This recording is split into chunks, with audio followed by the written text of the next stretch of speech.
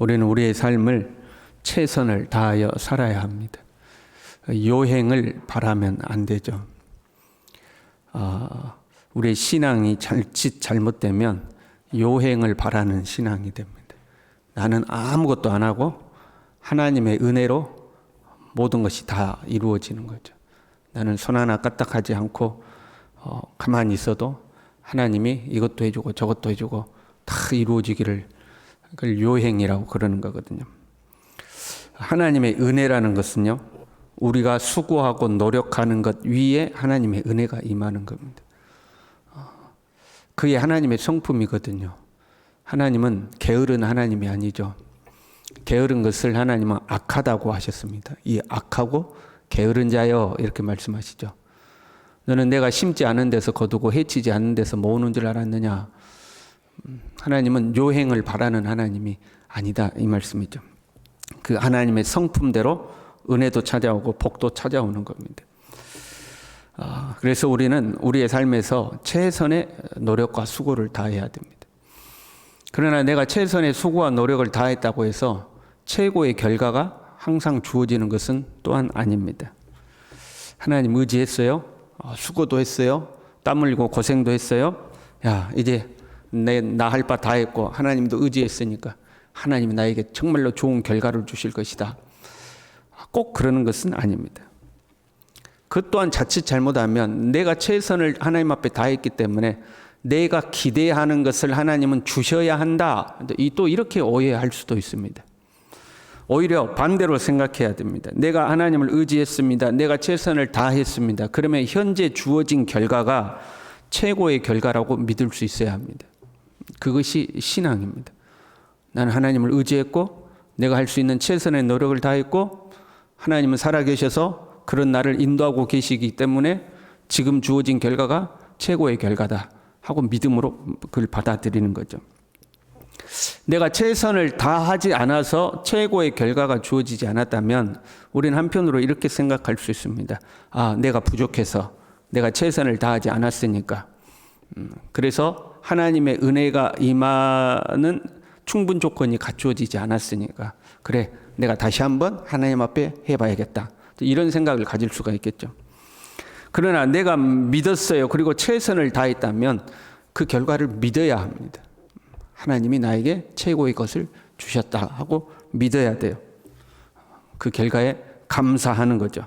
그리고 그 결과에서부터 다시 또 최선을 다하여 살아야 합니다. 그것이 믿음이요 신앙입니다. 바울은요, 어디를 가든지 유대인을 먼저 전도하죠. 유대인 전도를 먼저 시도합니다. 유대인들에게 접근의 편리성도 있지만 자기 민족을 사랑하는 마음이 있었어요. 자기 동족을 돌아보지 아니하는 자는 저주를 받은 자다. 내가 하나님 앞에 끊어질지라도 우리 민족이 구원받기를 소망한다. 그렇게 말할 정도로 자기 민족을 먼저 돌아보죠. 그런데 번번이 실패합니다. 그리고 그 실패할 때마다 나는 이방인에게로 간다 하고 선언을 해요. 그래 놓고는 또 지역을 옮기면 유대인에게 갑니다. 자기 동족을 먼저 전도를 하는 거죠. 지금 로마에 도착했어요, 바울이. 그리고 로마에 도착해서 가장 먼저 초대하고 만나는 사람은 로마에 살고 있는 유대 공동체의 높은 자리에 있는 사람들을 초대를 했습니다. 그 복음을 효과적으로 전달하기 위해서죠. 그리고 그들 앞에 자기 자신을 낮췄어요. 나는 유대인의 관습을 배척하지 않는다. 유대 공동체에 해를 끼치려고 한 것도 아니다. 마지못해서 가이사에게 상소한 것이지, 나 우리 유대인들을 부정적인 이미지를 만든다거나 로마의 유대를 고발해서 우리 유대인들에게 손해를 끼치려고 한 건 절대 아니다. 유대인들에게 눈높이를 맞추는 거죠. 유대인의 눈높이를 맞췄어요. 그리고 또 복음을 전하는 거죠. 23절에 보니까요, 아침부터 저녁까지 강론하여, 아침부터 저녁까지 하루 종일, 이거는 시간적으로도 아침부터 저녁까지지만 우리 그런 표현 있잖아요. 그냥 아침부터 밤 늦게까지 고생해도, 그런 표현은 내가 최선을 다해 고생했다 그 말이잖아요. 아침부터 저녁까지 강론했어요. 모세의 율법과 선지자의 말을 가지고 예수에 대하여 권하더라. 야, 덮어놓고 믿어. 그게 아니고 구약 성경을 가지고 고세 율법과 선지자들의 말씀을 가지고 다 논리적이고 이론적으로 여기 이 말씀 봐라, 저 말씀 봐라, 여기에 이렇게 돼 있지 않느냐, 저기에 저렇게 돼 있지 않느냐, 논리적으로 다 설득할 수 있는 방법을 다 동원했다 이 말이에요. 그러나 그 말을 믿는 사람도 있고 믿지 아니하는 사람도 있어 서로 맞지 아니하여 흩어질 때에 쉽지가 않았어요. 지금 바울이 어떻게 해서 로마까지 왔어요? 죽을 고비를 다 해가지고 넘기고 해서 지금 로마까지 온 거 아니에요? 풀려나려고 마음먹으면 풀려날 수 있음에도 불구하고 나는 로마에 가서 복음을 전하겠다 해가지고 로마까지 죽을 고비를 넘겨가지고 로마까지 와가지고 자기 동족을 만나가지고 아침부터 저녁까지 최선을 다해서 예수 그리스도에 대해서 증거하고 하나님 나라에서 가르치고 말씀을 봐라 이렇게 되어 있지 않느냐 하고 딱 가르쳤음에도 불구하고 유대인들이 좀처럼 받아들이질 않아요. 번번이 실패하는 겁니다. 이 유대인에게 복음을 전하는 것이 번번이 실패하죠. 바울이 이사야의 말을 인용해요. 듣기는 들어도 도무지 깨닫지 못하며 보기는 보아도 도무지 알지 못한다. 그 귀로는 둔하게 듣고 그 눈은 감았으니 이는 눈으로 보고 귀로 듣고 마음으로 깨달아 돌아오면 내가 고쳐줄까 함이라. 야, 너희들 내가 고쳐줄까 봐 안 듣냐? 이제 이런 반어법적 표현이거든요. 하나님이 너희들 고쳐줄까 봐 말씀을 안 듣냐? 이런 거죠. 그리고 또 이방인에게 갈 것을 또 선언하는 거죠. 그런즉 하나님의 구원이 이방인에게로 보내진 줄 알라. 그들은 그것을 들으리라. 사실 반복되는 거거든요. 어딜 가면 유대인들에게 복음을 전하면 유대인들은 바울을 배척하고 오히려 죽이려고 합니다. 그러면 나는 이방인에게 간다. 그래놓고 또 유대인에게 가고 그래놓고 또 나 이방인에게 간다 하고 또 이방인에게 가는 거죠. 항상 먼저는 유대인들에게. 그들은 바울의 동족이기도 하지만 하나님 앞에 선택받은 민족입니다. 하나님의 말씀을 맡은 자들입니다. 그들의 혈통을 따라서 예수 그리스도가 이 땅에 오셨습니다. 얼마나 영광스러운 민족입니까? 이 땅의 민족 중에 유대인과 같은 하나님의 은혜를 입은 민족이 없는 거죠. 그런데 그들이 사실 가장 먼저인 것이 맞아요. 그럼에도 불구하고 그들이 하나님의 복음을 받아들이지 아니하니까 그 복이 이방인에게 가는 거죠. 그들은 하나님이 베풀어 주신 영광스러움이 오히려 교만이 됐어요. 우리는 선민이라는 교만이죠. 그 교만에 눈이 어두워지고 귀가 어두워져서 복음을 받아들이지 않는 거죠.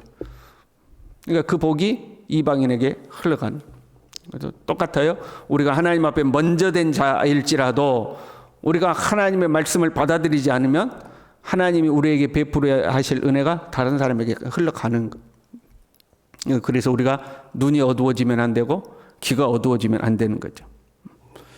바울은 유대인에게 복음 전하는 것을 실패했어요. 그 실패한 자리에서 주저앉은 게 아닙니다. 포기한 게 아닙니다. 그 자리에서 다시 시작해요. 나는 이방인에게 간다 하고 또 이방인에게 복음을 전합니다. 절대 이 하나님의 복음을 전함에 있어서 포기란 없습니다. 중단이 없어요. 30절에요. 자기에게 오는 모든 사람을 다 영접했다. 차별 없이 다 받아들이는 거예요. 누구든지 오라는 거예요. 그리고 모든 것을 담대하게 거침없이 가르쳤다. 하나님의 말씀을 담대하게 선포한 거죠.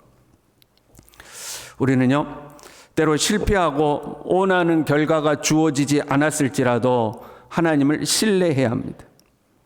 낙담하기보다는 그 실패라고 생각되는 자리에서 내가 할 수 있는 일을 새롭게 힘있게 또 시도해야 합니다. 그러면 하나님의 새로운 인도가 열리는 겁니다. 내 뜻대로 이루어지지 않았다고 해서 좌절하고 나도 모르겠다. 이놈의 인생 나는 실패자야 하고 손 놓고 가만히 있으면 아무것도 안 되는 거죠. 근데 그 실패한 자리에서 내가 할 수 있는 걸 찾는 겁니다. 그렇게 하면 또 하나님의 새로운 인도가 생기는 거죠. 무엇보다도 우리의 일상의 삶도 그러한 태도가 필요하지만 우리는 복음을 위해 최선을 다해야 합니다. 지금 바울이 낙담하지 않는 것은 하나님을 신뢰하기 때문이죠. 그리고 더 나아가서 복음의 가치를 믿기 때문에 그렇습니다. 너희가 이 복음을 받아들일지 않을지라도 내가 가지고 있는 이 복음 예수 그리스도가 얼마나 고귀한 줄 아느냐. 너희가 아니라면 다른 사람이라도 이 복음을 받아들일 것이다.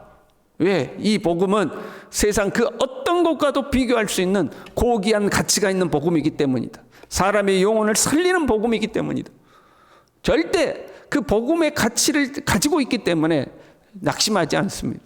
실망하지 않는 거죠. 우리가요, 땅의 것만을 위해 산다면 실패라는 것이 찾아오면 낙심하게 돼 있습니다. 나 저거 분명히 가져야 하는데 못 가졌어요. 그럼 실망하겠죠. 낙심하겠죠.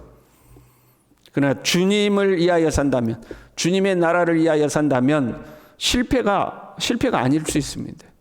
그 실패를 통해서도 하나님의 나라를 증거할 수 있거든요. 그렇잖아요, 여러분. 우리의 실패를 통해서 하나님 나라를 증거할 수 있어요. 그리고 내가 원하는 것은 소유하지 못했을지라도 얼마든지 다른 형태로 주의 복음을 위해서 살 수 있는 거죠. 주님의 나라를 위해 살 수 있는 거죠. 땅의 것만을 위하여 산다면 우리는 낙심할 수밖에 없습니다. 그러나 주님의 나라를 위하여 산다면 얼마든지 어떤 모양으로라도 주님의 나라를 위해 살 수 있는 거예요. 그래서 우리는 주의 복음을 위해서 살아야 하는 겁니다. 저와 여러분이 오늘도 주를 위해 살아갈 수 있길 바랍니다. 주님을 위해 사는 삶에는 실패가 없습니다. 여기서 안 되면 저기서 전하면 되는 거고, 저기서 안 되면 또 다른 모양으로 증거하면 되는 거예요. 오늘 하루도 주를 위해서 내게 주어진 삶에 최선을 다하면서 그 삶 속에서 기회가 주어지는 대로 예수 그리스도를 증거하면서 하나님의 나라를 위하여 살아가는 우리 모두 될 수 있기를 바랍니다. 기도하겠습니다. 하나님 아버지, 실패하는 것처럼 보이지만 그렇게 소망하고 가장 먼저 찾아가서 복음을 증거하는 내 동족들이 하나님의 말씀을 받아들이지 않아서 실패처럼 보이지만 하나님은 그 실패 위에서 또 다른 길을 여시고 주님의 나라를 확장시켜 가는 것을 주님 바라보게 됩니다. 주님, 우리의 삶에 어떤 일이 있다 할지라도 낙심과 좌절 속에 쓰러져 넘어지지 않도록 도와주시고 주어진 자리에서 최선을 다하며 예수 그리스도를 증거하고 하나님 나라를 위하여 살아갈 수 있도록 우리 모두를 붙들어 주시옵소서. 예수님의 이름으로 기도 올리옵나이다. 아멘.